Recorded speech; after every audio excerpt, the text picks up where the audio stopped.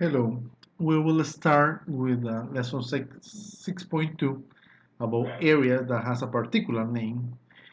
The objective in this lesson is use the sigma notation to write and evaluate the sum that will be the topic of today. Then we will go to the area part that is related with the next topic using integral, but right now will be only about this sigma notation. Now, the first thing that you have to be clear is the sigma notation is using the uppercase Greek letter sigma. That means this symbol that is here is a Greek letter called sigma. That is the notation that we will use. Now, the sum of n a sub 1, a sub 2, a sub 3 until a sub n is written as you see it here. Now this one, see this is the first term that we have, and we are going on till term n. And here, this is the notation explaining as a sum, starting from 1, ending to n. And this is the operation. Here we have where I is the integral summation, that means the variable that we will use. A sub I is the first item, the I item term. Maybe it's not 1 or 0, can depend what number is here, will be the first number in this place. And the upper and lower bound of summation are n and 1. This is the lower bound, and this is the upper one that we will have. Now, knowing this, we may see some examples that, for example, when we have sigma notation, I is equal to 1 going until number 6. I mean 1, then 2, 3, 4, 5 until number 6. The operation is only writing the number, making substitution starting from 1 and ending in 6. But when we have an operation like this, I plus 1, we have to see I will be, the first I will be 0. That means will be 0 plus 1 is 1. The next number will be 1. 1 plus 1 is 2. The next number will be 3. Will be 2. 2 plus 1 will be 3. The next number will be 3. 3 plus 1 will be 4. So on until we get to number 5. 5 plus 1 is number 6. And that is the result, basically. Now, in this one, we start in 3. Notice something. Here we have I, here we have j. It doesn't matter. Meanwhile, the variable that is here is the same variable that we have in this place. Now, j is equal to number 3. That means we will start in number 3 doing what? The variable to the second power will be 3 to the second power, 4 to the second power, 5 to the second power, until 7. 6 second power, 7 to the second power. Now here we have an expression with more structure that is starting in 1 and going until n. We don't have a number in this place. We have only a variable, and the expression is this. This is the expression that we have. This n is a variable, but k is the variable that we will make a substitution. In other words, this n will behave as a constant. N is here, n is here, and n is here. But now the number that is increasing is the k. The first k will be 1, the second k will be 2. Until what number? We don't know what number it is because it's n. The number is n to the second power plus 1. In n, this n has to be a constant in all this expression. Now, here we have an integral of f of x or delta x starting from 1 to n. Notice something is or only adding x sub 1, x sub 2, x sub n. That means the expression, the function is making a substitution by the number that we have in this place. Now, there are some formulas for this that we will apply later. That is a sigma starting from 1 to letter n of a constant. What is the result? The constant times n, and the number that is here. Here we have when it's 1. Then those formulas are short ways to go from simple equations, so simple expression to higher expressions only using this. In other words, if you are adding from 1 to 100, you don't have to add 1 plus 2 plus 3 plus 4 until 100. Now, you may use this expression to simplify. 100 here, 100 plus 1, 101 times 100 divided by 2 will be the value that you need. I to a second power is this expression, and I to a third power is this expression. Now, here we have another example. Let's use this sigma sum calculator. You may see the others here, the link.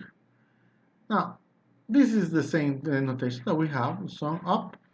Here we have the sigma, the value we are going to, the start value in, what we are summing here, 1 plus 2 plus 3 until number 4, because 4 is the limit, is starting 1.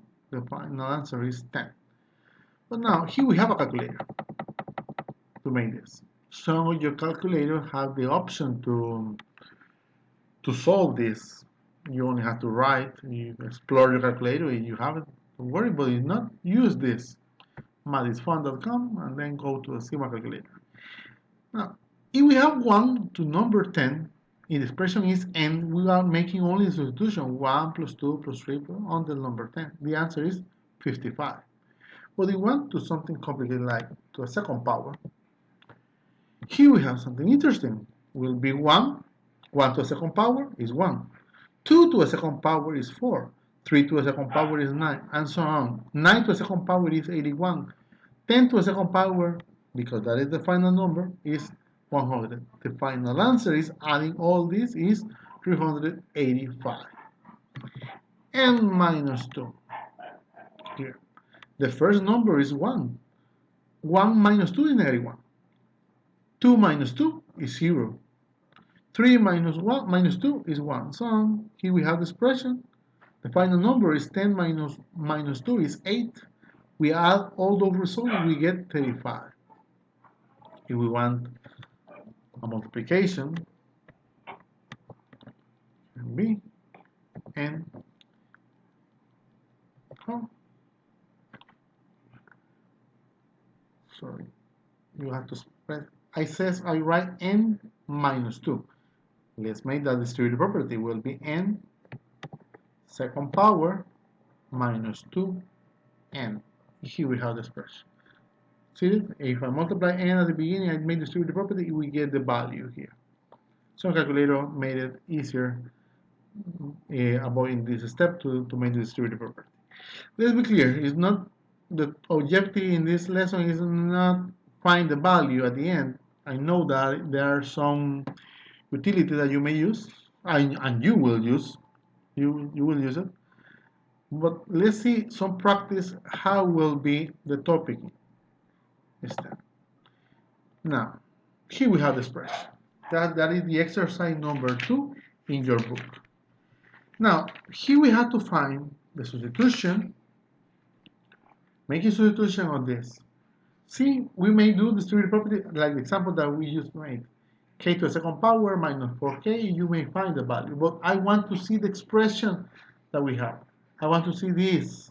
I want to be clear that you understand this part. This is expressed, the sigma notation, as a sum. This step here.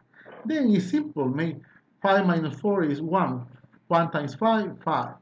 6 minus 4 is 2. 2 times 6, 12, and so on. And then you will get the value. As you can see, this value, it is easy to get it from the calculator, from the web page. But this is interesting. This is the important part. Understand this sum expression, what we have. Now, this expression, that is the exercise number 6, we have it. It's starting from 1 and in number 4. How will look the substitution? It looks like this. This is the same exercise. The substitution is starting 1.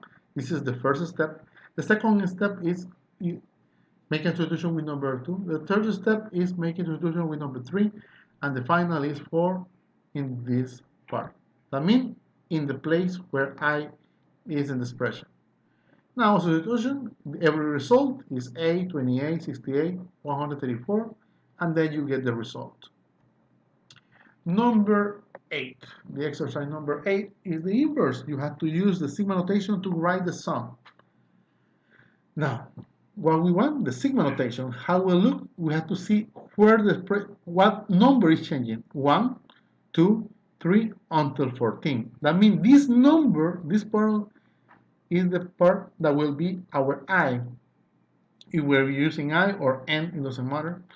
The lower bound is starting in 1, the upper one is going to number 14, and the expression is 9 over 1 plus I. And here we have the sigma notation.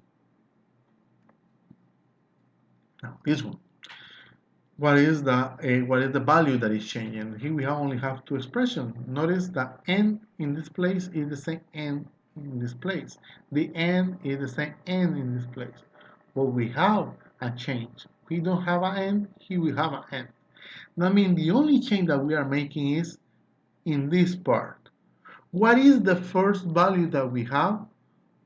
It's not 0, because if we multiply 0 times 2, we will have 0. That means it's starting in 1.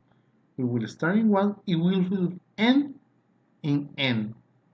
How is the change? The change is in this part. It's starting in 1, that means the next part that is missing here, remember those dots that are here, that means that is continue. The next number will be 2 times 2. The next number will be 2 times 3, and so on until number n, that is the upper limit. The expression is, this is the expression, the final expression. That is number 12 in your book. Now, let's go to number 18. Here it says, use the property of summation and theorem 6.2 to evaluate the sum. Use the summation capability of a graphing utility to verify your result. Now, it's obvious, even the book knows that you will use some calculator or some device to find the final answer, but the important thing is how we express this. Now, remember the summation formulas that we have, the 6.2, that is a constant, we multiply by the upper limit, upper bound here. This is a constant, it's 4.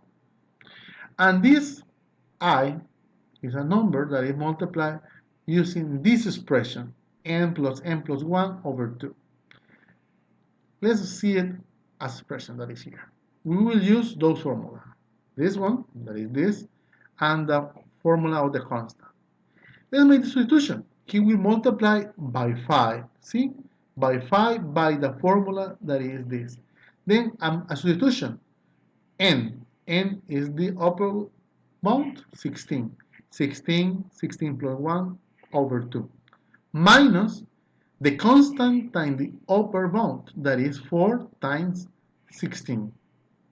Then we will use the calculator, we will have those values, 680 minus 64. 64 is 4 times 16, and then we get the value 616.